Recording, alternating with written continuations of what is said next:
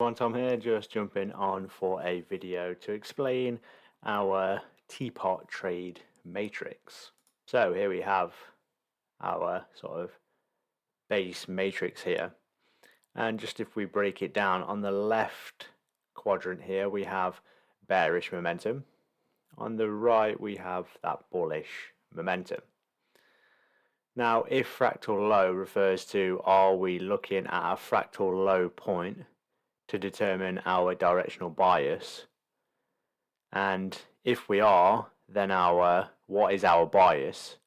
You need to determine what the bias is on the fractal low. Is it follow through on a fractal low? If so, we are in a bearish market signaled by the red color there. If fractal low and we have an NFT, then we are in a bullish market because we've had an NFT on a fractal low and we're looking from a directional bias point of view for buys. SFT on a fractal low refers to a bearish market, and that is the three pro directional bias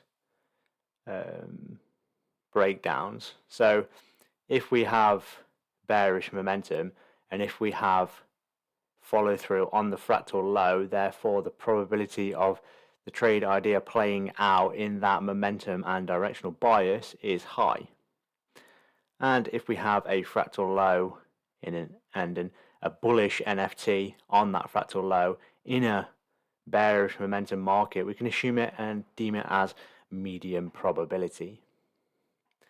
Now if we just look at the low probability scenarios here, 1, 2, 3, 4, 5, 6, we can pretty much take those and say that we are not going to trade those low probability environments, and you can see in most cases they are, or in all cases they are, counter directional bias.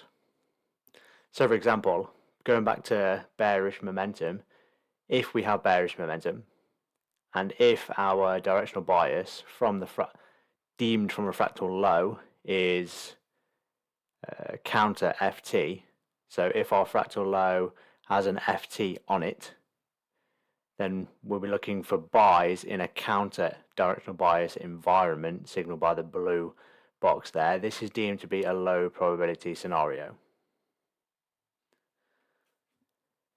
Same with the bullish. Any of these three counter environments in a bullish momentum is low probability, and we can omit those. Same again, if we have bullish momentum and if we're looking at a fractal high now, so this is a fractal high point, and if our directional bias is FT, we are in a bullish market signaled by the blue there. So if we are bullish, we get an FT on a fractal high, the probability of this trade idea playing out is high. Likewise, if we are in bullish momentum and our directional bias on the fractal high has been deemed FT and we're looking to counter it now, so we'll be looking for sells deemed by the red box there, then that is a low probability trade and we can omit that and not take that trade. So I hope that breaks down the core basis and flow of the matrix. Let's just jump on the chart and we can look at just a quick example. So dollar Swiss, here we have it was a short trade actually from last week. So we are in a bearish momentum signaled by, we had the initial lower low here, and then we went on to put in another lower low. So we've got two new lower lows, signaling to me that the momentum has shifted bearish. And if we look at directional bias, where is the interactions? So the most recent one is here, this fractal low, and it is an NFT. So we'd be looking for, from a directional point of view, buys inside of discount. However, because we're in a bearish momentum, we are bearish.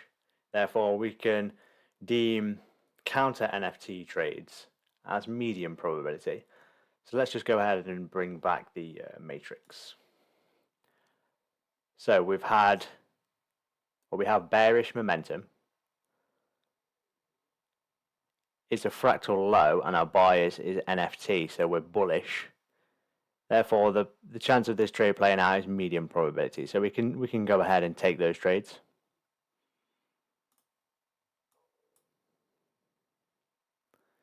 Go ahead and mark the highs there. So bearish momentum is in, directional bias is bullish. However, we can take advantage of those counter NFT trades because of the bearish momentum kicking in.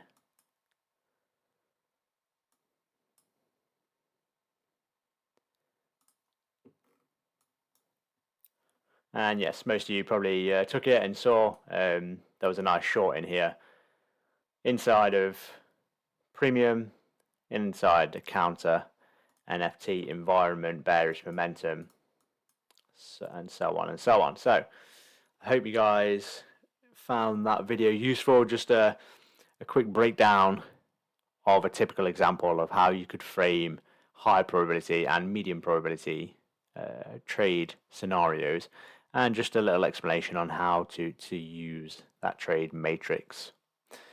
Any questions, don't hesitate to contact me, Scott, or Callum in the Discord, and I will see you all later.